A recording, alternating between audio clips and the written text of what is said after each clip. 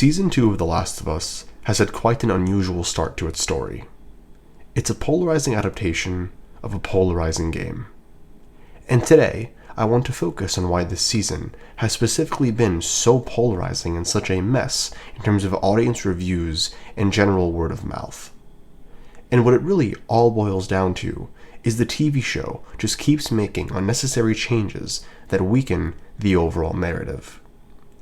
From something as small as moving a cemetery 10 miles away from the community, even though it makes far more sense to have the cemetery be a part of it, to stuff as major as not including spores in season 1 of the show and making main characters borderline parodies of themselves at times.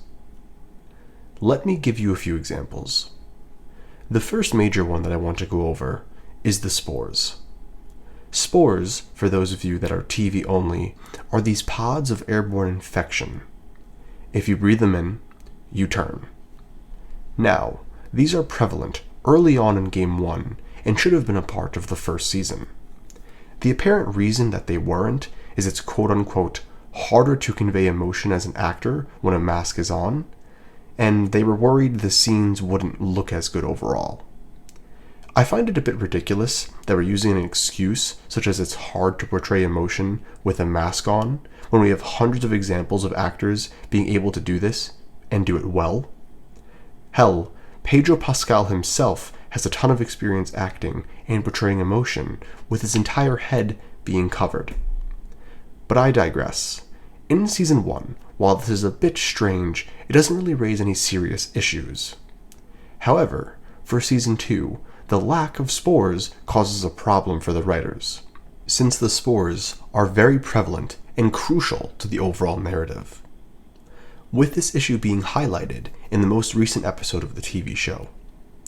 In the game, the way in which Ellie tells Dina that she is immune occurs because Ellie's gas mask breaks. When it does, Dina offers up her gas mask in order to save Ellie's life at the cost of her own, which prompts Ellie to grab Dina and scream at her that she is immune. Dina, now physically seeing Ellie's immunity on display, trusts her, and then they run into the movie theater. While in the TV show, Ellie simply takes a bite for Dina. So now, let's compare these two scenes. In the game, we have a scene where Dina puts her life on the line to save Ellie. And while yes, TV show Dina does risk her life for Ellie, it's not to the same extent. This is a 1-to-1. If Dina does this, she will most likely die.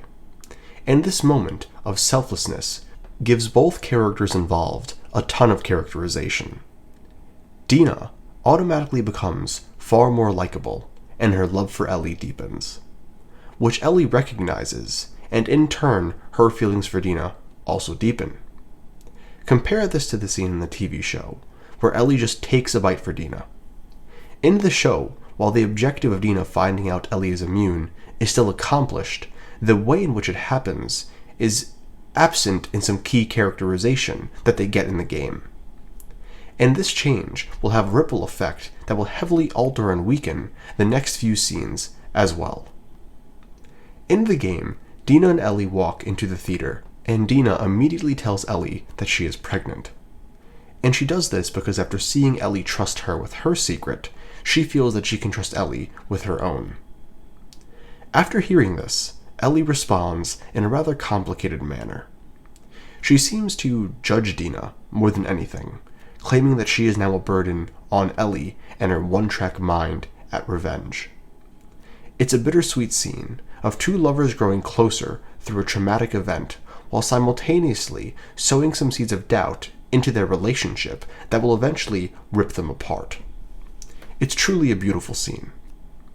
And once it ends, Dina just knocks out, because they have been through a lot together and she's pregnant with a bit of a fever.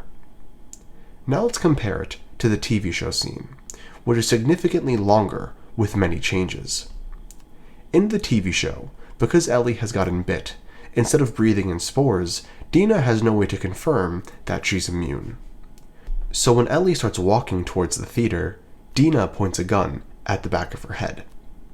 And my first issue with this scene is how nonchalant Ellie is about being bit right in front of someone. Ellie is walking around and talking like this is an everyday experience for her.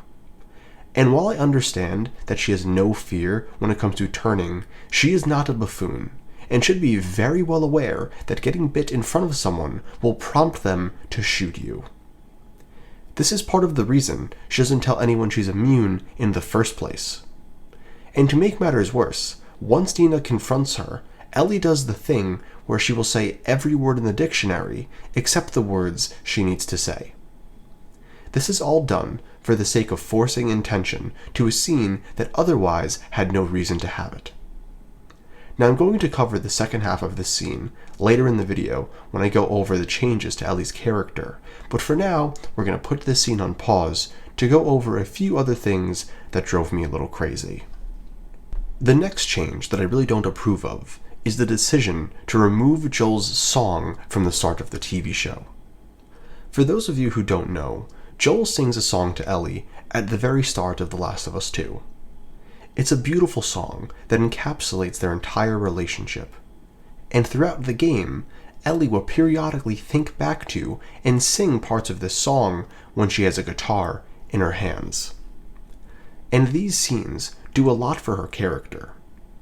In watching Ellie struggle to sing Joel's song, we are physically shown the mental and emotional turmoil that his death has caused her. And the first time we hear Ellie attempt to sing this in the game is in the music store, which happens towards the start of Sunday's episode. In the game, Ellie grabs the guitar and begins to sing Joel's song. She gets through the first few words before stopping and then looking up to see Dina listening in. Dina then asks Ellie what that was, and she shuts down, deflecting, saying that it was nothing, showcasing that not only has Ellie not fully accepted Joel's death, but she is extremely closed off to anyone, even her partner, when it comes to talking about it. It's a small scene that you can easily miss on your first playthrough since it's optional, but it does a lot in showcasing how Ellie truly feels deep down. But in the TV show, we don't get this scene at all. Instead of getting a part of Joel's song and the development that corresponds with it, we just jump straight into Take On Me, which is the second part of this scene. And the reason this happens is because in the TV show, Joel's song doesn't currently exist. So in not including that flashback at the start of episode 1, we were robbed of what could have been a very beautiful scene. Now I want to make a point here that I still enjoy this scene in the TV show. It's charming, and the cast here has good chemistry with one another. But it's unfortunately an example of a scene just simply being better in the video game due to the fact that it gives the audience far more to chew on. And I feel a lot of scenes in The Last of Us TV show suffer from this. It's not that it's inherently terrible in and of itself, it's just when you compare the scene to the source material, which is inevitable, it's undeniable that the source material is just simply the better rendition of the scene, because it gives you more to work with. Now the next change that I want to go over is the smallest one of the bunch, but it did disappoint me personally. Replacing the Shamblers with a general horde was a misstep for me as a lover of the game. Shamblers are by far my favorite infected type in the game. They are so unique in terms of both design and lore. And they go an extra step in terms of making Seattle unique and expanding the world building. I really love the idea of spores changing and mutating depending on the climate where they're operating. And replacing the Shamblers with just a generic horde was such a shame. Instead of seeing something that will really leave a lasting impression on the viewer by putting Ellie and Dina in a very new situation, we just get a typical horde, which is something that we've seen before. Heck, there's even some setup for this previously. Imagine a scene where Dina tries to count the infected like they did in the supermarket, and when they turn the corner, they are just absolutely stunned at what they have just walked into. I don't know, maybe it's just me, but that sounds like a really good scene. But moving on, I think the weakest part of this season has to be the changes to Ellie's character. A lot of people have been very quick to dogpile Bella Ramsey, putting all the blame on her for the mischaracterization of her, but I don't think that's fair to do. Bella is a fine actor. I've seen them in other things, aside from The Last of Us, and they have some talent.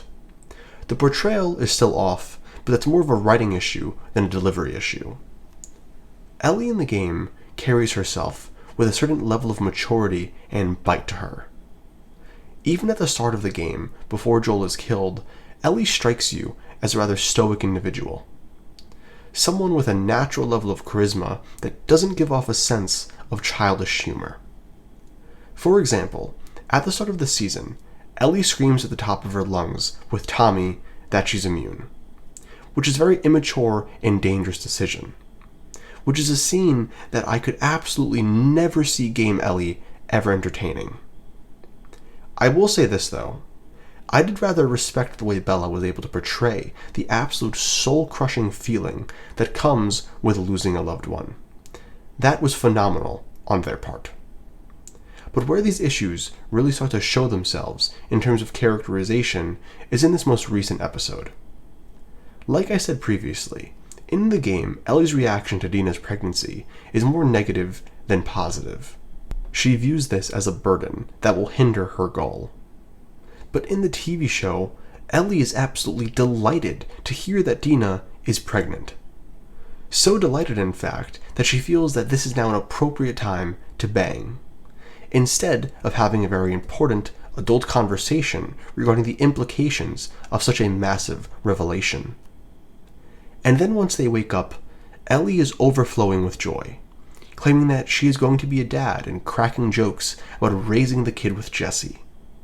And while claiming parenthood over a child that isn't biologically yours after one night together is in and of itself a little strange, the bigger issue with this scene is how we have two entirely different Ellies.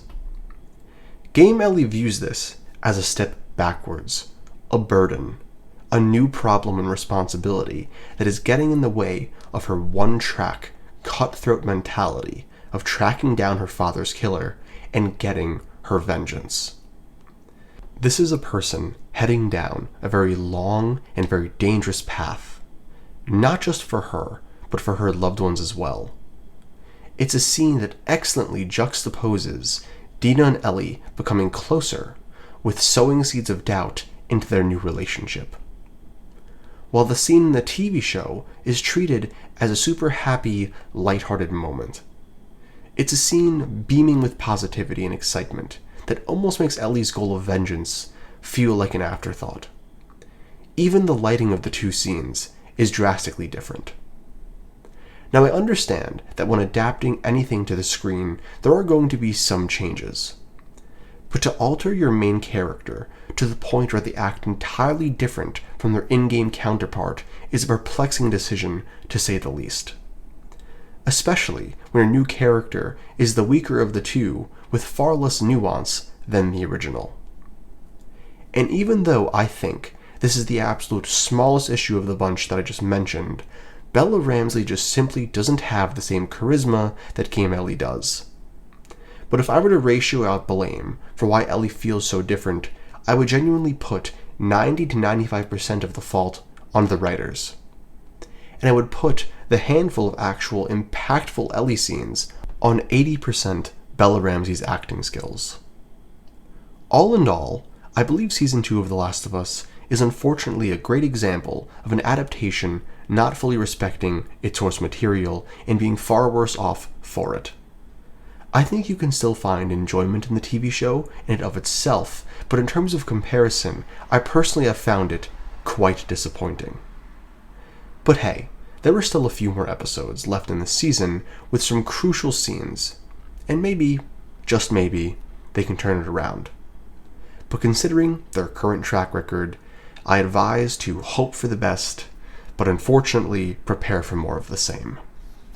Whether you liked or disliked my video, a comment down below is always appreciated, explaining your point and your perspective.